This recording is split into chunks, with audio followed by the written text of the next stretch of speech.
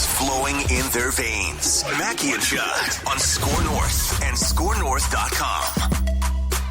And welcome in. It is a Tuesday, which means it is our first scoop of the week. Zolgad, executive producer Declan Goff, and the star of the scoops, of course, our guy Darren Doogie Wolfson. That's you, Darren. Turn around, look at the camera, from Channel 5 Eyewitness News fame and Scoop podcast fame.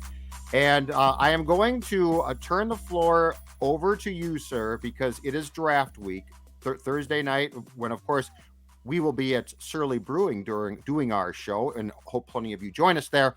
Is the first round, Friday, second and third round, and the rest of the draft on Saturday. So as far as the Scoop Notebook goes, Dukes, clear it out and tell us what you are hearing regarding the Vikings, Kwesi Adolfo-Mensah's first draft as the GM, and what we might expect. Well, let's start with Thursday night, Judd. I am told by multiple people in the know that the Vikings have not spoken with teams directly above them. Now, could that happen when the Vikings are on the clock? I suppose. But as of now, zero dialogue, for example, with Seattle, who is at pick 9. I am led to believe they have spoken with both the Jets and the Giants. Now, I get it. The Jets have, correct me if I'm wrong, pick 10. The Vikings haven't inquired about moving up a couple spots, but they have at least planted a seed with both those New York franchises about the possibility of moving up. That being said, Judd, I will be shocked if the Vikings move up. Now, we know that Tavon Walker, the Georgia defensive lineman, was in for a top 30 visit, but signs point to him going number 1 overall. But that's the intrigue. Like, Judd, we can go back how many years where we could pinpoint, we know exactly who's going number 1. Do we know for sure? Do we know definitively that Walker is going number 1 to Jacksonville? We Absolutely. don't, right? No, absolutely not. So what if he falls a little bit? Is there a scenario where he falls a little bit, where Kwesi wants to jump up? But if I had to wager, the more likely scenario, if there is a trade, is Kwesi going down, not up. I do think the Derek Stingley Jr. steam that's been out there for many weeks, if he happens to fall to 12, I do believe there's legitimacy there, that is a pretty clear-cut pick, that the Vikings have the book on Stingley Jr. His former defensive coordinator in Baton Rouge is once again now on the Vikings staff. He performed very well at his pro day, so any injury concerns, from him, really, the tape you have to watch goes back to 2019, just based on his health situation, going back the last couple years. And, there's some question marks there, right, Judd? But he's only 20 years old also. So when you think about upside, Derek Stingley Jr. has that upside. So if there is a chance of him falling to 12, now my sense is he doesn't. But, I'll give you an example, Judd, and this is where who knows what to believe, because you're hearing all sorts of things, especially this week. But one of my trusted NFL sources told me he thinks Stingley Jr. is going to be on the board at pick 12. I don't think he will be. I've had multiple other people tell me, no, Stingley Jr. is not going to be on the board. But he brought it up with me yesterday saying, okay, who is taking him before the Vikings? Is Houston really taking him at 3? Is Seattle? Pete Carroll hasn't gone cornerback in the first round in forever. Is he really going cornerback at pick 9? That this person truly believes that, okay, Sauce Gardner will go before 12. That's one corner off the board. But that Stingley Jr. will be there at 12. But I'm just telling you, I've heard from more people, it's more likely Stingley Jr. not on the board. I've heard from more people than not that Kyle Hamilton will be off the board. But that's another intriguing question. Is that possibility out there, that the safety from Notre Dame somehow falls to 12? If so, how would the Vikings pass on an uber talent like that? So many possibilities, Judd. I still remain very confident that at some point this week, the Vikings are drafting a wide receiver, but it is a deep wide receiver draft. In conversations with Rick Spielman, with others, maybe more so on background, I've been told a bunch of times, you can get a serviceable wide receiver, heck, a good wide receiver, middle rounds. You don't need to take a wide receiver in the first round. But if they happen to love Wilson from Ohio State, for example, would you pull the trigger? So just so many possibilities with zero tendencies in play. Like, we can go back a few years, Judd. How easy was it to pinpoint Garrett Bradbury that draft year? That was a very easy pick to predict. Jeff Gladney was not a tough one. They absolutely needed a corner, just the steam, especially like 48 hours like today before the draft. Like, there was a distinct possibility they were going to land Jeff Gladney. I wish it was the Utah kid, Jalen Johnson, who's 2.5 years younger than Gladney, but that steam just wasn't there 48 hours prior. So, like, pinpointing Gladney to the Vikings was not hard. Last year, I thought it was pretty obvious the Vikings were going offensive lineman in the first round. Wasn't sure who.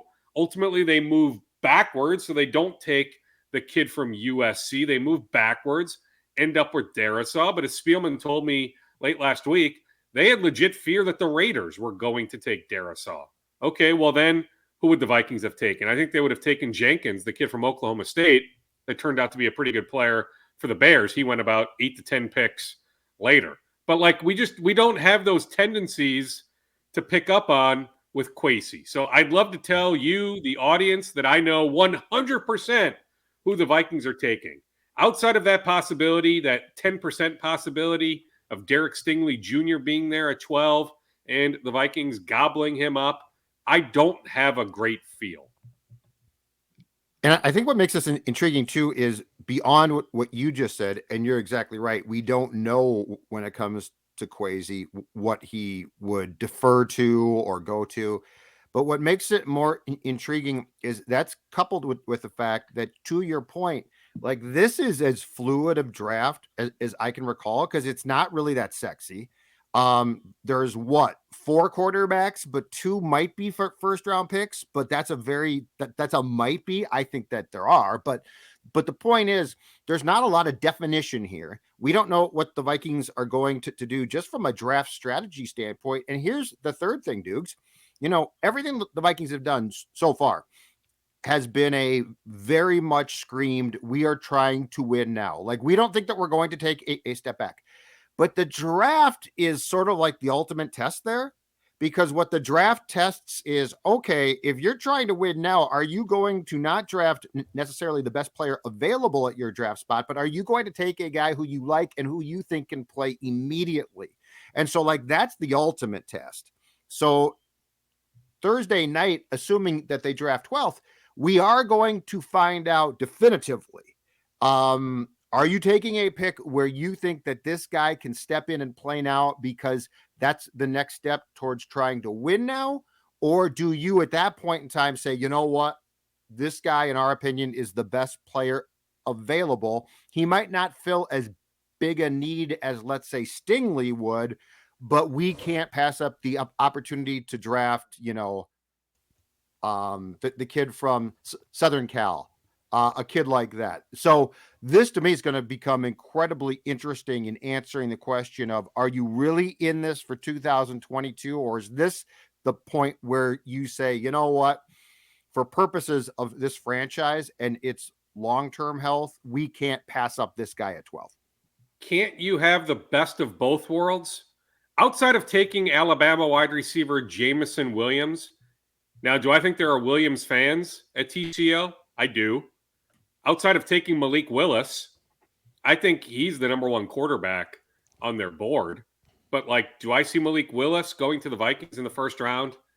Judd, I don't. Not with that Cousins contract now, with Kirk locked in for at least 2 years. But if you end up taking a cornerback, and let's say Stingley Jr. is off the board, let's say you go McDuffie from Washington, doesn't he help you now? But he's also a key part of the 2023 roster. Patrick Peterson back, but a 1-year deal. Chandon Sullivan here, but a 1-year deal. Granted, he's more a nickel guy. He'll play inside, not outside. Cam Dantzler, all sorts of question marks. So can't you go, for example, cornerback, a guy that is going to see the field a good amount this year, but certainly is a big part of 2023, 2024. Kyle Hamilton. You mean to tell me you couldn't line him up next to Harrison Smith and get all sorts of creative, find different ways to use both of those guys, ways that maybe we haven't seen in previous years? But then is Harrison Smith here in 2024? I don't think so. Probably here in 2023, but not in 2024. All right. Yep. You could go wide receiver. Let's say you love Wilson from Ohio State. Well, he helps you immediately. Are we positive? I know a lot of people are just saying it's a foregone conclusion that Adam Thielen is here next year. And that's probably the bet. But, I don't think it's out of the realm of possibilities that Thielen's last year in purple is 2022. More than likely, yeah, sure, I get it. If you want to sell me on he'll be here in 23, then not here in 24, fine. But you could also go wide receiver. Are we positive Zadarius Smith is going to be here in 2023? Look at the way that contract is structured. What takes place with Danielle Hunter, who still wants more money? Let's not forget that. Danielle Hunter wants more money. All right? So you mean to tell me you couldn't go edge rusher now? A guy that can get snaps, maybe not a ton, but certainly situationally can be used. And then he's a big part of your 2023 roster. Same goes for an interior defensive lineman. So I do think you can get the best of both worlds outside of you're taking the kid coming off the ACL, Jamison Williams from, the playoffs, hurt his knee, ripped up his knee in January.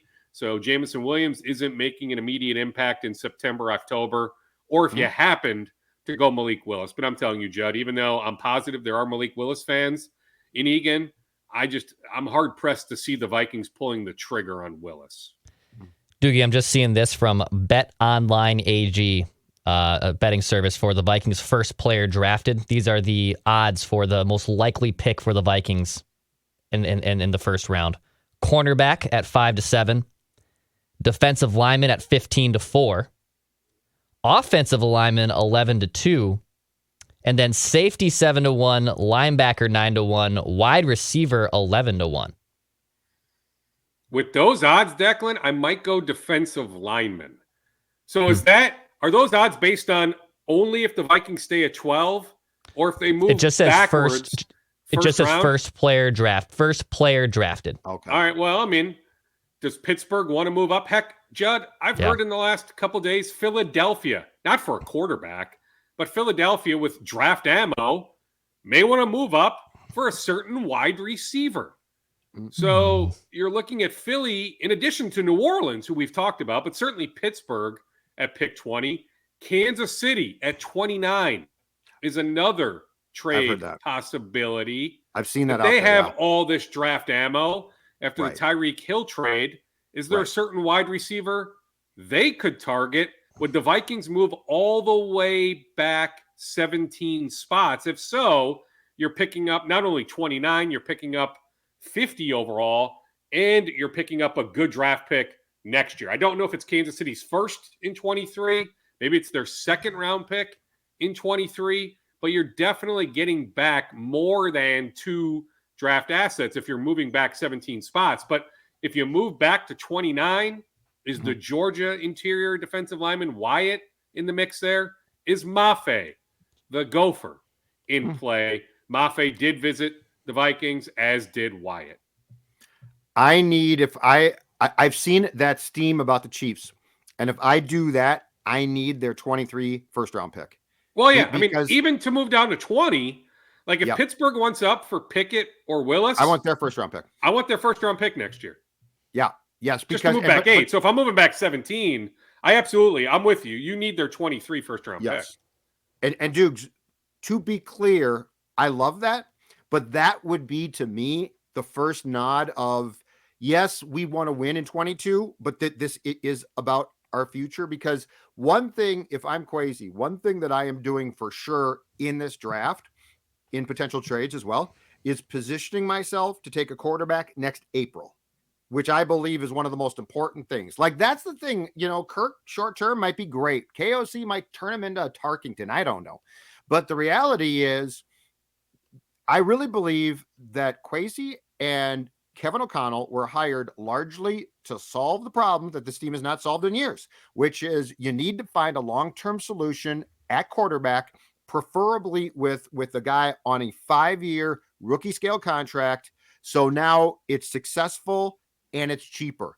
And so that to me, though, is the one nod to the future that I personally would like to see, because there is still a huge question of, okay, Kirk's here for 2 more years, but what's the plan starting in 2024 at quarterback? Absolutely. And we know, well, we do. I think a large portion of the audience knows as well that next year's quarterback class is really, really good. There are multiple quarterbacks who will be in next year's draft that would easily be the number 1 quarterback in this year's draft. So if you have 2 first-round picks next year, then heck, if you wanted to dangle your 2024 first-round pick, if you had all this ammo, you certainly would be in a pretty good position to move up this time next year to secure said quarterback. Let's also not forget, Judd, they did kick the tires on Deshaun Watson to some extent. And we saw that Kwesi's guy, Andrew Berry, ultimately completed a trade for Deshaun Watson. They aren't idiots. I get it that it certainly looks like they're running this thing back, that they feel like with some tweaks, with some new philosophies, that they can be a double-digit win team, make a run in January. And maybe this is more conjecture, but I'm pretty sure Kwesi is also realizing, okay, this core missed the playoffs the last 2 years. This core hasn't been over 500 in 800 and something days. They've missed the playoffs 3 of the last 4 years. It wasn't all Mike Zimmer. So that's where it would make sense if you can get a 23 first-round pick, move back. Really, just move back. Now, the one comeback to that for people to chew on is I'm not positive the Vikings have first-round grades on more than 16 to 18 players in this year's draft. So are you guaranteed to get a first-round talent on your board if you move back to 20? That could be a slippery slope. If you move back to 29, probably not. But you might be okay. Hey, if they have Maffei as a second-round grade, but a pretty good grade overall, you know, maybe you're okay if you get that 23 first-round pick, that you're okay saying, you know what?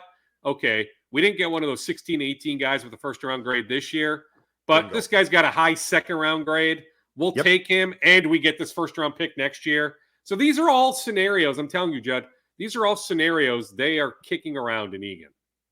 Interesting. So Kwesi did his pre-draft presser today. I got a question for you off of that. So your colleague, Joe Schmidt, asked Kwesi a couple questions about his philosophies. And Kwesi actually sort of bristled about saying, this is inclusive. It's not me, it's we, blah, blah, blah, which is fine. That's fine. But here's my question for you. From what you're being told, I'm curious about this.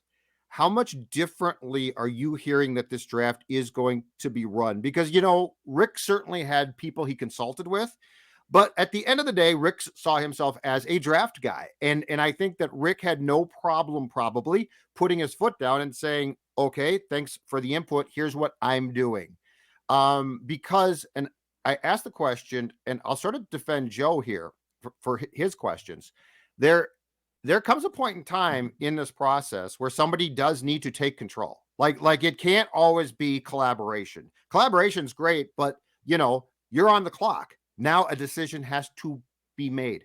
What's your understanding from behind the scenes about how Kwesi works? Well, okay, let's compare it to Rick, who went to, on average, 2 college games per weekend last season. Rick, on average, went to 3 to 5 to 6 pro days. He was always a fixture in Ann Arbor, in Columbus, but heck, I remember him a few years ago being at BYU's pro day. So he made the rounds. As far as I can tell, Judd, I don't know that Kwesi even attended one pro day. He was not even at the Gophers pro day. Now, that was right in the heart of free agency on March 16th. Right. But he didn't even make the 20-minute drive over to campus, right? So I think there's a lot of deferring to Jamal Stevenson, to others in the college scouting department, that there is probably a bit more collaboration in that regard compared to previous years, if you want to use that popular buzzword. But you're right. I mean, he's going to have to make a decision. You have to. You're the guy. Ultimately, it's your choice. I do also sense Kwesi's been on the phone more, maybe more so text messaging. But in terms of trade dialogue, than Rick ever was, that was something he handled in Cleveland. So that is something he's familiar with. So when comparing and contrasting Spielman to Kwesi, how each runs a war room, I sense that Kwesi's a little bit more active in terms of trade chatter. But I think this year, like, because I don't sense that Kwesi got out a whole lot last fall. Sure, he's watched tape, but I think there is going to be a bit more deferring to Stevenson and others this draft compared to previous drafts. How involved do you think O'Connell is going to be as well? Because I think Zim was involved a lot, and it certainly seemed like there were quite a few picks, high picks included, where Zim had Spielman's ear. When it comes to O'Connell, I would guess that he's going to be very tempted by offensive talent. Do you see him having a major say during the course of the draft on who the Vikings pick? Certainly a say. I don't know how to define major. I mean, a say for sure, right? And he certainly has watched film. He has provided his opinion on guys. Heck, he's provided more opinion now than he ever did in LA, right? The Rams just don't have draft picks, right? So, right. Well, and McVay, I'm sure, has things. And sure, as the head coach, a little bit more than, OC. Thanks, but Kevin. I don't know how to define major per se, but certainly an input. And that goes back to something we first brought up a few weeks ago, that free agency in large part has been about the defense. Yes, they added a couple guard possibilities. In fact, I think they landed their starting right guard, the kid from Minnesota State, Mankato Reed, right? So it's not like they brought in a tight end that Kevin knows well from the Rams, right? So it's not like they completely ignored offense in free agency, but free agency was a large amount to do with fixing the defense. So at some point, this offensive-minded head coach is going to be aided, right, heading into training camp. And this is really the last big chance to aid this offensive-minded head coach. Sure, there's some intriguing free agents still out there, but for the most part, the real good guys, they're off the board. So this is the time. So, I'll tell you one thing, Judd. Those first three picks, 12, 46, 77, maybe I'll be proven wrong, but I will be very surprised if they go defense, defense, defense. I'm just telling you that right now. I'd be shocked. Yeah. I agree completely. Yeah, but I looked at Matt Miller's mock draft today on ESPN.com, and he's incredibly plugged in. He's got, I forget who he's got at 12. I think McDuffie maybe at 12. He had a linebacker from Montana State at 77, and he had a safety, the Georgia safety, at 46. So he had them going defense, defense, defense. I'm just telling you, Judd, and there's a million mock drafts out there. I get it, but I respect his opinion, and he put that out on ESPN.com, ESPN Insider this morning. I'm just telling you, Judd, I would be surprised. I really would if they go defense, defense, defense. The one thing I would expect, just total ballpark guess here for me, the one thing I would expect from this group that we didn't see necessarily from the Spielman crew is this. I think that there will be a thought process when their picks come up of taking the best player available, but I think that is going to also be based on positional value. My point being is, I don't think that these guys are going to take a safety on the first 2 days. I could see them certainly on day 3, but unless they think that this is a Pro Bowl safety, because you can find that spot. I mean, Dukes, go through the positions right now that are premium positions. Well, it's not safety. I agree. Right. I think Corner. there is an emphasis on premium positions. Exactly. You just don't take a safety in the first round. The Correct. one catch there is this Kyle Hamilton player Yep. is such a hybrid that I don't know if you view him strictly as a safety. You know, like think about the Simmons kid coming out of Clemson a couple years ago who's now in Arizona. Like you can use him in different ways, but sure, like kind of viewed as a safety, maybe more so actually a linebacker, but was kind of viewed as a safety pre-draft. I think Hamilton you can use in so many different ways that he's the one. So I do wonder if he's sitting there at 12, but you know, more people than not are telling me no, he's not going to be there at 12. Maybe he goes 11 to Washington, but he's not going to be there on the board at 12. So if he's not there, agree. Eventually take safety, but maybe more so Saturday. They had the Illinois safety in for a visit. They had the Louisiana safety in for a visit. That you go safety later in the draft. That you're right. Premium positions, like you don't really take a safety in the first round. You go pass rusher, you go cornerback, sure you go wide receiver. You know, like you don't even go, interior offensive line, right? As much as, some of us might like the Iowa center, and we know it's been obvious for many, many, many weeks, the Vikings are not picking up that fifth-year option on Garrett Bradbury's contract. The deadline is next week, so the Vikings need to figure out center at some point. We love, or at least I do, but I think you do too, the Iowa center. Like there's a lot to like about him, but that you don't go interior offensive lineman in the first round. Boston College guard. Like you wouldn't go him. Now, maybe you've got a little bit more leash if you move back to, let's say, 29, that's a little different. Late first round, but certainly at 12, I think you go premium position. You're right. Just with Kwesi's analytical background, yeah. I mean, I think all signs point to a premium position, not one like interior offensive line or safety. Your gut right now, 12th pick. What do they do? I think they move back. I do. And maybe it's somebody else moving up for Pickett or Willis. Somebody jumps above the Vikings at 12. But there's still a part of me that says I had to write that down going back weeks that I think both quarterbacks will be on the board at 12. So that's a sweet spot, and at least one, if not multiple, good receivers will be on the board right there. Whether that's Jamison Williams, Drake London, Garrett Wilson, Chris Olave, that, Philly could move up. I still think there's that possibility of Kansas City, that there's enough intrigue with teams looking to move up.